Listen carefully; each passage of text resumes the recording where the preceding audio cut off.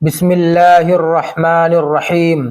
ناظرین کرام، صبر ایک ایسا لفظ ہے جسے کہنا تو آسان ہے، لیکن جب یہ آزمائش بن کر انسان کے سامنے آتا ہے تو قدم لڑ کھڑا جاتے ہیں۔ لیکن تاریخ انسانیت میں ایک ایسی ہستی گزری ہے جن کا نام صبر کی علامت بن گیا، جن کی زندگی کی مثال دے کر رہتی دنیا تک کے غمزدہ لوگوں کو تسلی دی جاتی ہے۔ آج ہم تذکرہ کریں گے اللہ کے برگزیدہ رسول سیدنا ایوب علیہ السلام کا، وہ نبی جنہیں اللہ نے بے پناہ نعمتوں سے نوازا، پھر ایک کٹھن آزمائش میں ڈالا اور پھر ان کے بے مثال صبر کے بدلے انہیں پہلے سے بھی بلند مقام عطا فرمایا۔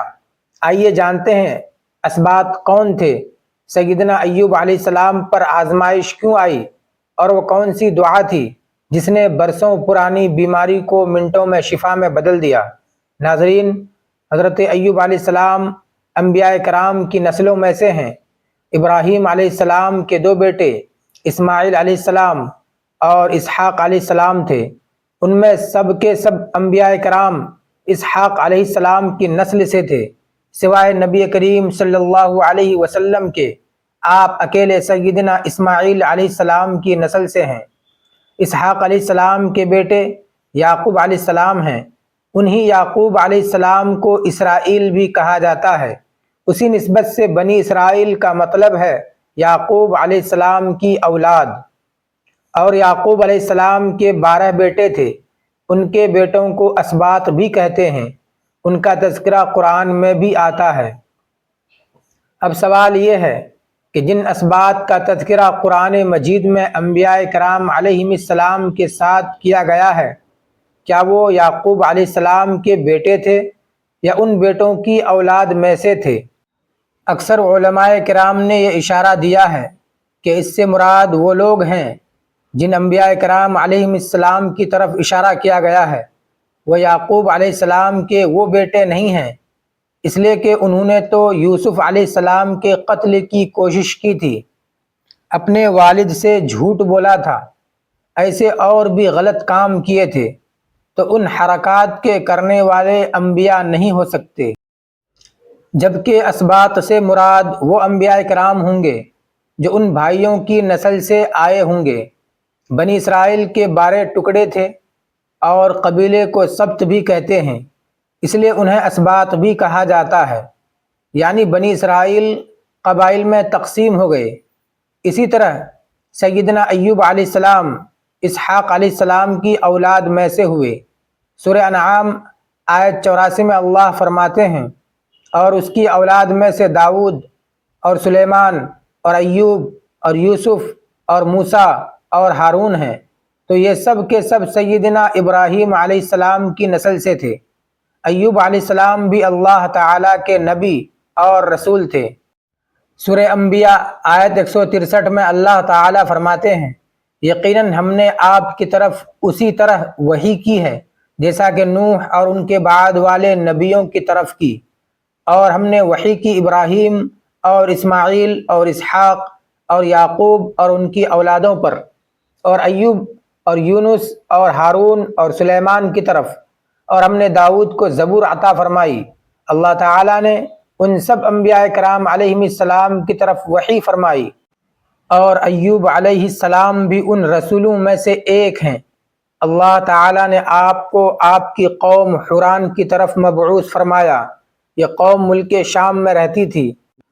آپ بہت زیادہ مالدار تھے۔ اللہ تعالیٰ نے آپ کو بہت زیادہ نعمتوں سے نوازا تھا۔ آپ کے پاس بے شمار مویشی تھے، لا تعداد نوکر چاکر تھے۔ اللہ نے آپ کو بہت سی زرعی زمین بھی عطا فرمائی تھی۔ آپ تاجر بھی تھے، تجارت کا سلسلہ دور دور تک پھیلا ہوا تھا۔ اللہ تعالیٰ نے آپ کو کثیر اولاد بھی عطا فرمائی تھی کہ آپ کے یہاں 7 بیٹے اور 7 بیٹیاں تھیں۔ آپ خود بھی صحت مند اور طاقتور تھے۔ آپ کی اولاد کی تعداد بھی کافی تھی۔ گویا اللہ تعالیٰ نے آپ کو گناگو نعمتوں سے نوازا تھا۔ آپ روئے زمین پر نعمتوں سے مالا مال شخص تھے۔ اللہ تعالیٰ نے آپ کو آزمانا چاہا تاکہ بعد میں آنے والے لوگوں کے لیے آپ صبر کی مثال بن جائیں۔ آخر کار مرحلہ شروع ہو گیا، آپ کا سب مال و دولت ہلاک ہو گیا، یہاں تک کہ آپ فقیر ہو گئے۔ آپ کی زندگی ہی میں آپ کی ساری اولاد اللہ کو پیاری ہو گئی۔ کسی کا ایک بیٹا بھی فوت ہو تو وہ کتنا غم زدہ ہوتا ہے، یہاں تک کہ آپ کے تمام بیٹے اور بیٹیاں مارے گئے تھے۔ اور ساتھ ہی ساتھ یہی نہیں، تمام معاملات اس پر بھی ختم نہ ہوئے، آپ شدید بیماری میں مبتلا ہو گئے۔ بیماری اس قدر شدید تھی کہ آپ چلنے پھرنے سے مجبور ہو گئے، اٹھنے کی طاقت نہ رہ گئی، یہاں تک کہ آپ کا گوشت گرنے لگا۔ آپ کی آزمائش انتہا کو پہنچ گئی۔ اب آپ کے ساتھی بھی آپ کا ساتھ چھوڑنے لگے۔ انہیں خوف محسوس ہوا کہ کہیں ان کی بیماری انہیں بھی نہ لگ جائے، کہیں یہ کوئی ایسی بیماری نہ ہو جو ایک سے دوسرے کو لگتی ہو۔ اس طرح سوائے دو کے سب ساتھی آپ کا ساتھ چھوڑ گئے، کوئی آپ کے قریب نہ آتا تھا۔ جو دو ساتھی ساتھ چھوڑ کر نہیں گئے تھے وہ بھی ذرا دور کھڑے ہو کر بات کرتے تھے۔ آپ کی خدمت کے لیے بس آپ کی بیوی رہ گئیں، وہ بہت وفادار بھی تھیں۔ یہ خاتون محترمہ آپ کی خدمت کرتیں، آپ کو کھلاتی پلاتی، آپ کو نہلاتی تھیں۔ پھر نوبت یہاں تک پہنچی کہ سارا ہی مال بالکل ختم ہو گیا۔ اب انہوں نے لوگوں کے گھروں میں کام کرنا شروع کیا تاکہ کچھ کما کر لائیں اور کھانے پر خرچ کر سکیں۔ یہ تھے اللہ کے نبی ایوب علیہ السلام۔ اتنی بڑی آزمائش میں رہے، یہ آزمائش بھی 1-2 ماہ نہیں، پورے 12 برس جاری رہی، اور بعض کے مطابق 18 برس۔ اس دوران میں آپ صبر کرتے رہے، آپ نے کبھی کسی سے شکوہ تک نہیں کیا، یہاں تک کہ کبھی اپنی بیوی محترمہ سے بھی شکوہ نہیں کیا۔ سال ہا سال اسی حالت پر گزر گئے۔ ایک بار آپ کی بیوی نے عرض کرنے کی ذرا ہمت کی اور کہا، آپ اللہ کے رسول ہیں، اگر اللہ کے حضور دعا کریں تو وہ آپ کی بیماری کو ختم فرما دیں گے، آپ کی حالت کو بدل دیں گے۔ بی بی صاحبہ کے یہ کہنے کے باوجود آپ نے بیماری کے ختم ہونے کی دعا نہیں کی۔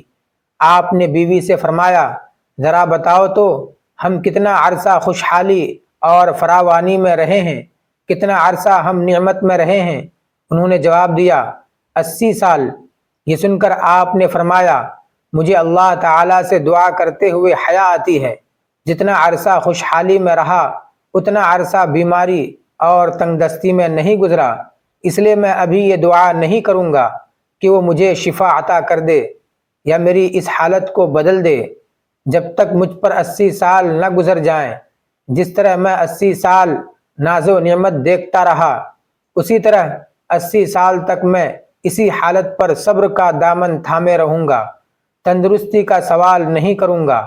آپ کے اس جواب پر بیوی صاحبہ مایوس ہو گئیں، اس لیے کہ انہیں تو بیماری کے ختم ہونے کی اور اچھے دنوں کے دوبارہ آنے کی امید تھی۔ آپ کی بات سن کر وہ بولیں، تب تو یہ آزمائش کی گھڑی کب ختم ہوگی؟ کیونکہ اس بات سے اللہ تعالیٰ کی ناشکری کا پہلو نکلتا تھا۔ اس لیے ایوب علیہ السلام ناراض ہو گئے۔ انہوں نے اللہ کے نام کی قسم کھائی کہ اگر اللہ تعالیٰ نے مجھے شفا عطا فرمائی تو میں انہیں یعنی بیوی کو 100 کوڑے ماروں گا۔ دوسری طرف نوبت یہاں تک پہنچی کہ لوگوں نے آپ کی بیوی صاحبہ کو کام دینے سے انکار کرنا شروع کر دیا۔ ان کا خیال تھا کہ کہیں ان کے شوہر کی بیماری انہیں بھی نہ لگ جائے۔ وہ سمجھتے تھے کہ ایوب علیہ السلام کی بیماری چھوت کی ہے، لہذا یہ بیماری ان کی بیوی کے واسطے سے انہیں بھی لگ سکتی ہے۔ جب معاملہ یہاں تک پہنچ گیا تب آپ نے ایک چھوٹی سی بات کہی، اس میں بھی کوئی شکوہ نہیں تھا، جبکہ اس وقت سے بڑھ کر دعا کے لیے کون سا وقت ہو سکتا تھا؟ آپ کی اس بات کو اللہ تعالیٰ نے قرآن مجید میں بیان فرمایا ہے۔ سورہ انبیاء آیت نمبر 83 میں ہے، اور ایوب کی اس حالت کو یاد کرو جبکہ اس نے اپنے پروردگار کو پکارا کہ مجھے یہ بیماری لگ گئی ہے اور تو رحم کرنے والوں سے زیادہ رحم کرنے والا ہے۔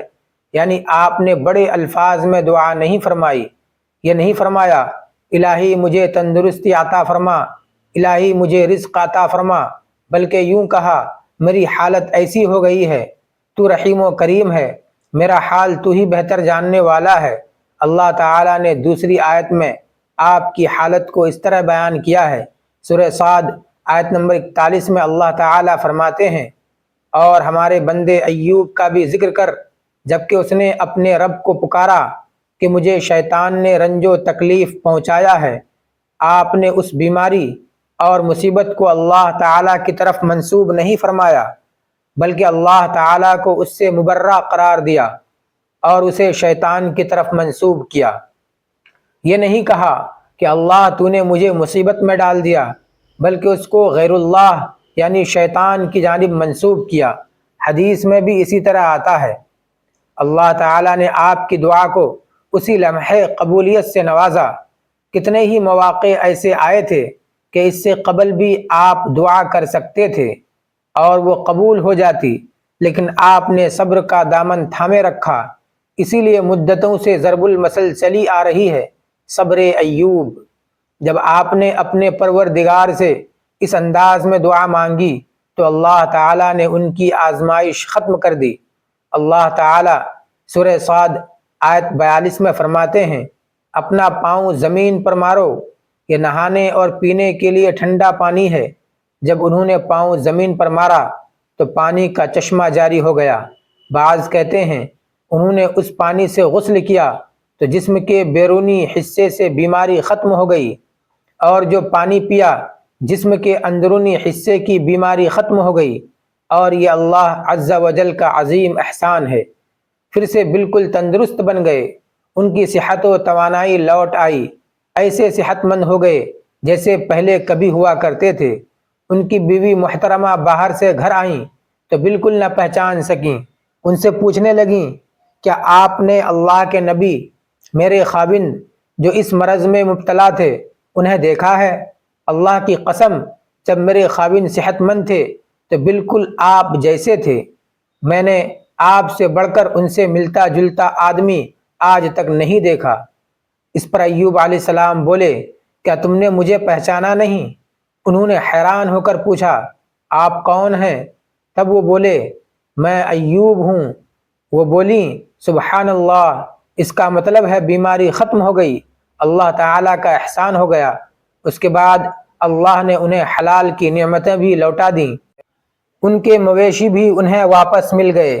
سیدنا ابن عباس رضی اللہ تعالی عنہما فرماتے ہیں کہ اللہ تعالیٰ نے صرف انہیں ہی اپنے فضل و کرم سے نہیں نوازا، بلکہ ان کے ساتھ ان کی اہلیہ کو بھی اپنے خاص فضل و کرم سے نوازا تھا، اس لیے کہ انہوں نے بھی اس عظیم آزمائش میں عظیم صبر کا مظاہرہ کیا تھا۔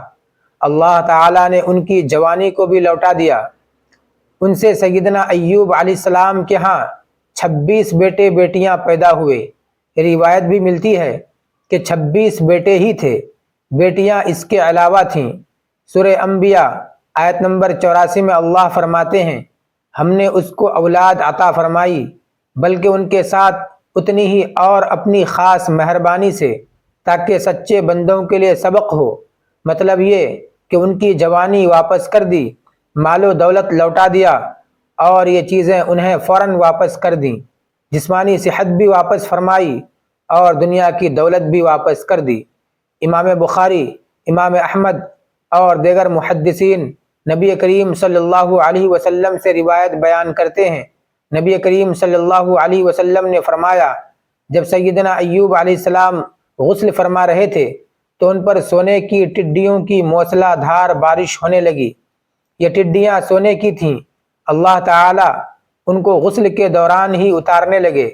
ایوب علیہ السلام نے ان کو کپڑے میں جمع کرنا شروع کیا۔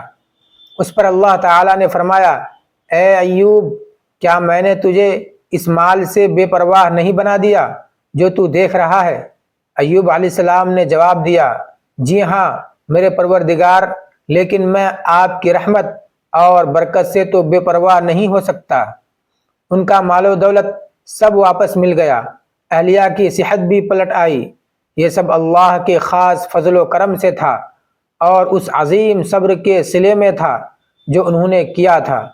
اللہ تعالیٰ نے ان کی اہلیہ محترمہ پر بھی نرمی فرمائی، جیسا کہ سورہ صاد آیت نمبر 44 میں فرماتے ہیں، اور اپنے ہاتھ میں تنکوں کا ایک جھاڑو پکڑو جس میں 100 تنکے ہوں۔ اس کے بعد فرمایا اس سے ایک بار مارو اور قسم کے خلاف نہ کرو۔ مطلب یہ کہ ایوب علیہ السلام نے اپنی بیوی کو 100 کوڑے مارنے کی قسم کھائی تھی۔ اللہ نے یہ طریقہ سمجھایا کہ 100 تنکوں کا جھاڑو لے کر ایک بار انہیں مارو اور قسم پوری کرو، قسم کی خلاف ورزی نہ کرو، اس طرح آپ کی قسم بھی پوری ہو جائے گی اور بیوی کو بھی تکلیف نہیں پہنچے گی۔ تو اس طرح اللہ تعالیٰ نے ان کی اہلیہ محترمہ پر خاص مہربانی فرمائی۔ اللہ سورہ انبیاء میں فرماتے ہیں، ایوب کی اس حالت کو یاد کرو جب کہ اس نے اپنے پروردگار کو پکارا کہ مجھے یہ بیماری لگ گئی ہے اور تو رحم کرنے والوں سے زیادہ رحم کرنے والا ہے۔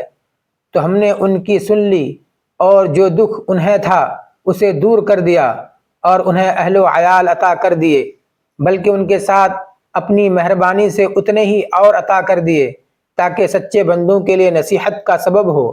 اسی طرح اللہ تعالیٰ سورہ صاد میں فرماتے ہیں، اور ہمارے بندے ایوب کا بھی ذکر کیجئے جب انہوں نے اپنے رب کو پکارا کہ مجھے شیطان نے رنج و دکھ پہنچایا ہے، اپنا پاؤں مارو، یہ پینے اور نہانے کے لیے ٹھنڈا پانی ہے، اور ہم نے انہیں ان کا پورا کنبہ عطا فرمایا، بلکہ اس کے ساتھ اپنی خاص رحمت سے اور عقل مندوں کی نصیحت کے لیے اتنا ہی اور بھی عطا کر دیا۔